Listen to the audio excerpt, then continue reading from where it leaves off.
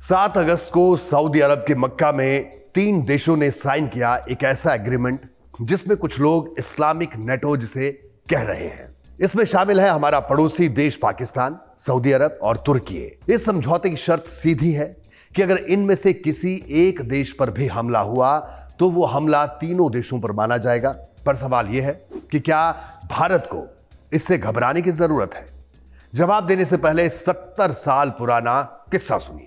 1956 में जब स्वेज संकट हुआ तब मिस्र पर ब्रिटेन, फ्रांस और इजराइल ने हमला बोला और तब सारे मुस्लिम जगत ने पाकिस्तान से कहा था कि वो मिस्र के साथ खड़े हो जाए। तब पाकिस्तान के प्रधानमंत्री हुआ करते थे हुसैन शहीद सुहरावर्दी। उन्होंने एक लाइन में इस्लामी एकता के पूरे विचार को खारिज कर दिया। उनका कहना था कि 0 + 0 = 0 होता है, यानी कमजोर देशों को जोड़ने से भी ताकत पैदा नहीं होती। और पिछले 70 सालों ने उन्हें अब तक सही साबित किया। मिस्र सीरिया का UAR संघ 1961 में टूटा, बगदाद पैक्ट में इराक 1959 में निकल गया, ईरान, तुर्की, पाकिस्तान का RCD भी कुछ खास नहीं कर पाया, गल्फ कॉपरेशन काउंसिल यानी खाड़ी सहयोग परिषद 2017 में कतर विवाद पर बट गई, अरब लीग और OIC मतलब ऑर्गेनाइजेशन ऑफ इस्लामिक कॉपरेशन भी बड़े बड़े ऐलान करते रहे, लेकिन उन्हें कुछ हासिल नहीं हुआ। याद रखिए 1991 में कुवैत को इराक से आजाद कराना अमेरिका के दम पर हुआ था, ना कि अरब एकता से। तो फिर ये मक्का समझौता क्यों? वजह है सऊदी अरब को अब अमेरिका पर पूरा भरोसा नहीं रहा। ट्रंप की डावाडोल नीतियों ने सऊदी अरब को दिखा दिया कि उसे किसी दूसरे ऑप्शन की जरूरत है, भले ही वो कमजोर ही क्यों ना हो। दिलचस्प बात यह है कि तुर्की के शामिल होने की खबर इस पैक्ट पर साइन करने तक सीक्रेट रखी गई थी और एक बड़ा नाम यानी मिस्र, जिसे हम आज इजिप्ट कहते हैं, इस समझौते से गायब है। दिल्ली के थिंक टैंक अनंता सेंटर की इंद्राणी बागशी कहती हैं कि मिस्र इसलिए दूर रहा क्योंकि वो इजराइल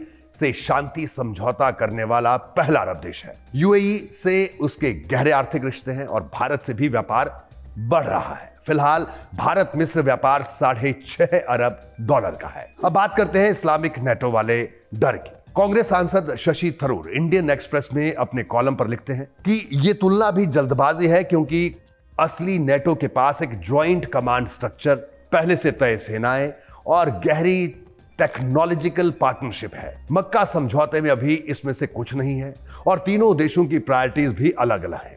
सऊदी ईरान से बचाव चाहता है, तुर्की अपना डिफेंस एक्सपोर्ट और इस्लामिक लीडरशिप चाहता है, पाकिस्तान इकोनॉमिक एड और भारत के खिलाफ डिप्लोमेटिक स्ट्रेंथ चाहता है। थरूर के मुताबिक ये डर भी गलत है कि अब पाकिस्तान को भारत के खिलाफ आतंकवाद पर खुली छूट मिल गई है। म्यूचुअल डिफेंस ट्रीटी सिर्फ बिना उकसावे वाले बाहरी हमले पर लागू होती है। भारत की जवाबी आतंक विरोधी कार्रवाई इसमें नहीं आती है। खुद ऑपरेशन सिंदूर के वक्त सऊदी अरब पूरी तरह चुप रहा, सिर्फ तुर्की ने पाकिस्तान को कूटनीतिक समर्थन दिया, हथियार नहीं। पर थरूर ये भी मानते हैं कि इसे पूरी तरह नजरअंदाज भी नहीं किया जा सकता।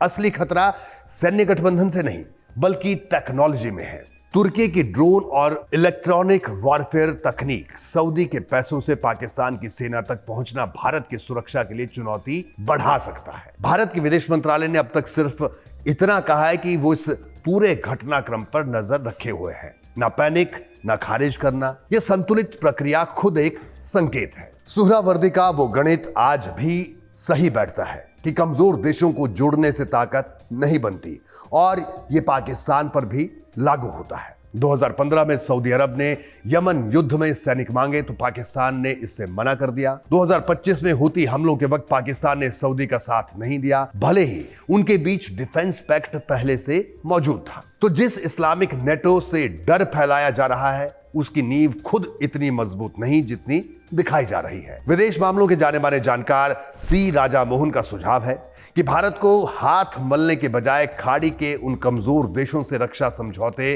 बढ़ाने चाहिए जो अपने पार्टनर्स में डाइवर्सिटी चाहते हैं। और यही डॉक्टर थरूर भी इसमें जोड़ते हैं कि सऊदी अरब से साफ भरोसा लिया जाए कि यह समझौता पाकिस्तान के आतंकवाद को कवर नहीं करेगा। साथ ही ड्रोन और इलेक्ट्रॉनिक वॉरफेयर में अपनी घरेलू तकनीक तेजी से मजबूत की जाए। आपको क्या लगता है, ये इस्लामिक नेटो भारत के लिए असली खतरा है या सिर्फ सऊदी अरब का अमेरिका को दिखाया गया एक सिग्नल? कमेंट में अपनी राय जरूर बताइएगा।